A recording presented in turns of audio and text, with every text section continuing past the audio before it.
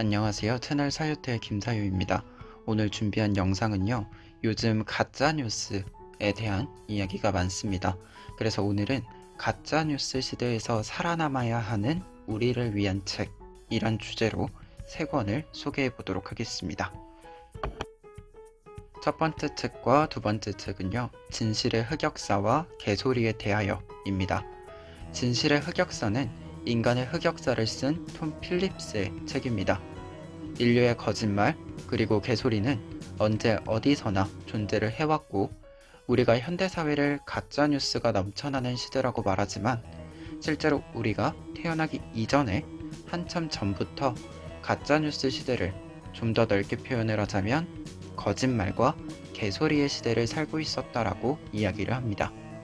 이 이야기를 주제로 총 8개의 챕터로 구성된 책이 이 책입니다. 목차와 내용을 조금만 살펴보면 거짓의 기원에서는 거짓말의 종류, 노력장벽, 정보공백, 개소리의 순환고리, 진실이라 믿고 싶은 마음 등 거짓말과 개소리가 살아남아올 수 있었던 조건에 대해서 이야기를 합니다. 여기서 중요한 키워드는 거짓말과 개소리인데, 이 부분에 대해서는 두 번째 책인 개소리에 대하여의 내용을 소개하고 있습니다. 프랭크퍼트의 개소리에 대하여는 개소리가 왜 거짓말보다 위험한가를 주제로 쓴 소논문입니다. 저자의 주장에 따르면 거짓말은 진실이 무엇인지 알고 진실을 은폐하거나 속이기 위해서 의도적으로 하는 행위입니다. 말 그대로 진실이 무엇인지 따지는 것이죠. 하지만 개소리는 진리값을 따지지 않기 때문에 그 결과물이 더욱더 예측 불가능한 비극을 일으킬 수 있습니다. 그래서 우리가 개소리를 경계해야 한다는 것이 글의 요지입니다. 좀 더 구체적인 내용은요, 직접 한번 읽어보시면 좋을 것 같습니다. 다시 진실의 흑역사로 돌아오면 방금 소개드린 개소리에 대하여의 내용이 첫 챕터에 나와 있고, 첫 챕터 끝자락에 거짓말과 개소리가 왜 죽지 않고 계속 살아남을 수 있는지 조건들을 이야기해주고 있습니다. 그 중에서 몇 가지만 살펴보도록 하겠습니다. 노력장벽이란 어떤 사안의 중요도에 비해 그것의 진위 확인이 상대적으로 어려운 경우를 가리킨다.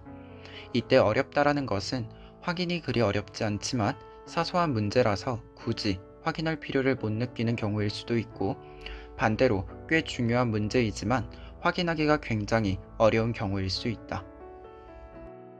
개소리의 순환고리란 수상쩍은 정보가 반복하여 출현할 때 누군가의 주장이 검증 없이 앵무새처럼 반복되는 현상이라는 생각은 못하고 그 정보가 옳다고 확증으로 받아들이는 것이다. A라는 사람이 B라는 사람에게 뭔가 잘못된 정보를 전하고 C에게도 전한다. C는 의심하고 있다가 어느 날 B도 똑같은 말을 하는 것을 듣고 이 사람도 같은 말을 하네 하면서 믿는 쪽으로 돌아선다.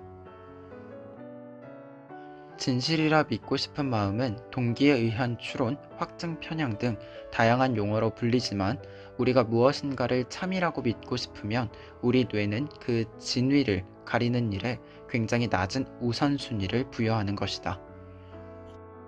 이 외에도 몇 가지 내용이 더 있습니다만, 이 세 가지 내용이 책을 읽는데 중요한 정보이기 때문에 소개를 드렸습니다. 계속 목차를 보시면 두 번째부터 네 번째 챕터까지는 거짓말이 판을 치는 신문, 정보, 지도 등 여러 사례들을 이야기합니다. 그리고 다섯 번째부터 일곱 번째까지는 거짓말과 개소리를 생산한 사람에 초점을 맞추어서 이야기를 하고 있습니다. 마지막으로 흔한 집단 망상에서는 마녀 사냥 등 집단이 함께 만든 허구와 거짓말에 대해서 이야기를 합니다. 책에 대한 감상평은 두 가지로 요약을 할 수 있겠습니다. 첫 번째로는 전작에서도 느낀 것이지만 굉장히 유머러스한 서술이 보이는 책이면서 자신이 전달하고자 하는 메시지를 정확하게 표현하고 있습니다. 예를 들면 벤저민 프랭클린의 거짓말을 이야기하면서 앞에서부터 반복적으로 벤저민 프랭클린을 언급을 하고, 클라이맥스에 해당하는 부분에서 벤저민 프랭클린의 거짓말을 유머 있게 제시하고 거짓말의 문제점을 꼬집고 있습니다. 책의 내용을 추려서 살펴보도록 하죠.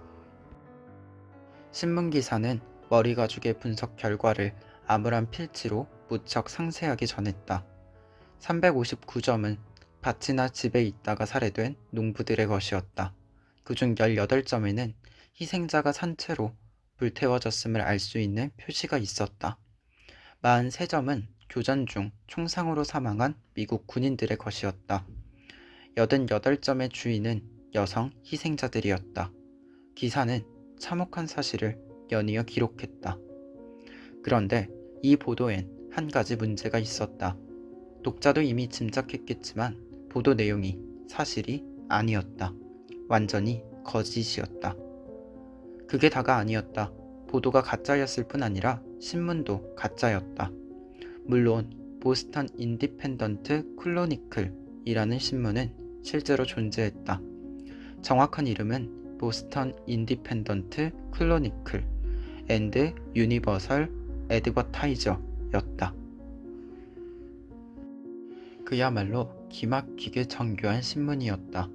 그 만듦새에서는 남다른 장인 정신과 정성, 심지어 애정까지 묻어났다.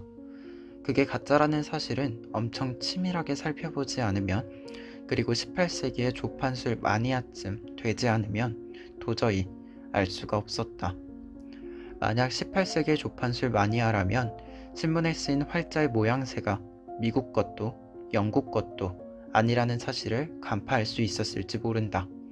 그 활자는 프랑스산이었다. 왜냐고? 신문이 인쇄된 곳은 보스턴이 아니라 파리 외곽의 파시라는 평화롭고 고급스러운 운천 휴양지였기 때문이다. 그 가짜 신문을 만든 사람은 다름 아닌 프랑스 주재 미국 대사이자 미국 건국의 아버지이며 박식가이자 1세기 조판술 마니아였던 벤저민 프랭클린이었다. 그렇다. 또 그 양반이다.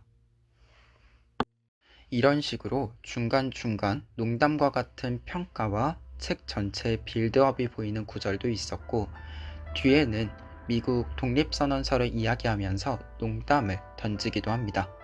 이런 부분은 정보에 접근할 때 지루하지 않게 접근할 수 있는 장점이었습니다.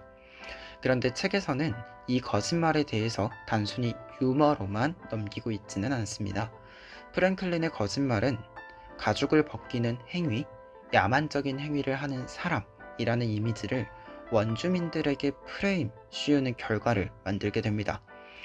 이는 예상치 못했던 부분이기도 하지만 거짓말이 수습되지 않아서 결국 비극으로 자리 잡게 된 부분이기도 합니다. 이 책은 전반적으로 이런 형태로 거짓말에 대해서 보여주고 있습니다.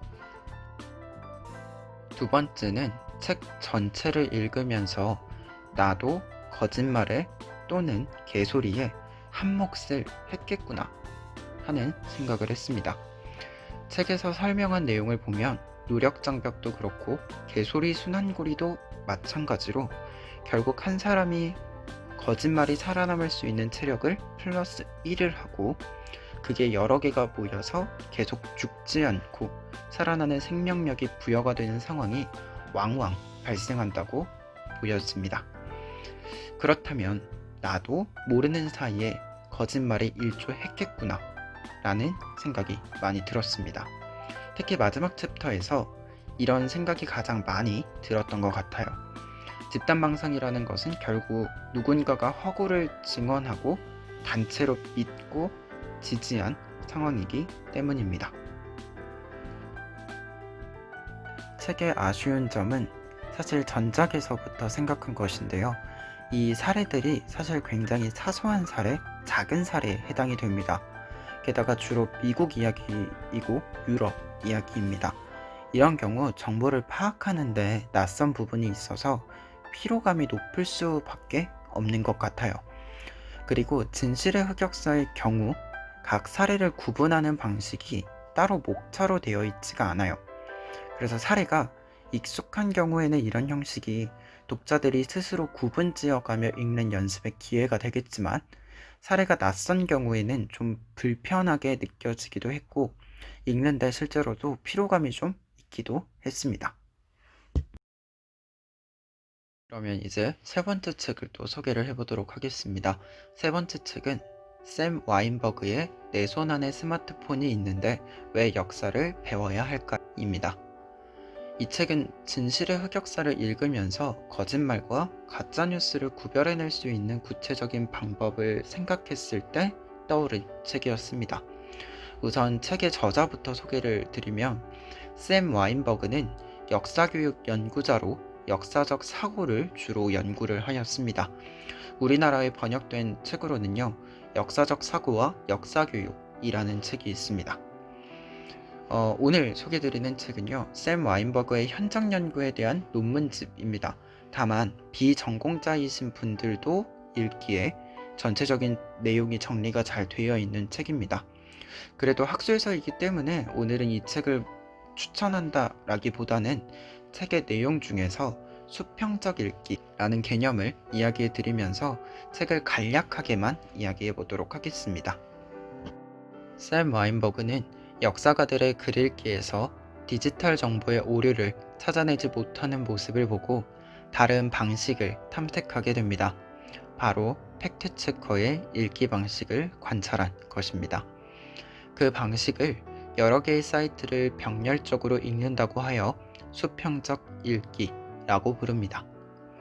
팩트체커들은 화면을 수평으로 읽는다. 낯선 웹사이트를 만나면 바로 다른 창을 열어 관련 내용을 검색한다. 이처럼 여러 웹사이트를 수평으로 읽으면 그들이 처음 보았던 웹사이트 내용에서 오류를 찾을 수 있게 된다. 역사가들이 인쇄물을 읽을 때 참고문헌에 대한 확인, 내적 논리성에 주목하여 수직으로 읽기 때문에 문서의 신뢰성을 확인하는 것에 한계가 있었다라고 한다면, 팩트체커는 다른 문서와의 관계를 파악하여 수평으로 읽었기 때문에 글의 모순과 오류를 발견할 수 있었다라고 합니다. 실제로 와인버그는 역사가가 사료를 활용하는 과정에서 서브텍스트를 읽고 사료와 관련 지음으로써 신뢰성을 파악함을 밝혀내기도 했었습니다. 이와 같은 맥락으로 결국 수평적 읽기라는 것은 우리가 단일한 정보, 텍스트로 판단을 내리는 것이 아니라 다른 여러 형태의 자료를 탐색하여 편견을 판단하는 것이라고 볼 수 있겠습니다. 이 책은 내용에서 역사교육을 전공하지 않은 분들, 미국사에 대한 지식이 없는 분들도 읽을 수 있도록 많은 배려를 하고 있는 책임은 사실이나, 그렇다고 해서 많은 분들에게 반드시 추천한다라고 이야기하긴 무리가 있는 책입니다. 무언가 특별히 부족해서는 아니고 그냥 대중서보단 어렵고 학술서보다 쉬운 위치이기는 한데, 사례들이 미국인지라 한국과 같은 점도 있고 큰 차이가 있는 점도 있어서 책에 대한 공감도가 좀 높지 못할 가능성이 있다라는 게 좀 생각이 있습니다. 그럼에도 이 책을 소개드린 이유는 샘 와인버그가 책을 쓴 이유에 대해서 제가 굉장히 공감을 했기 때문인데요.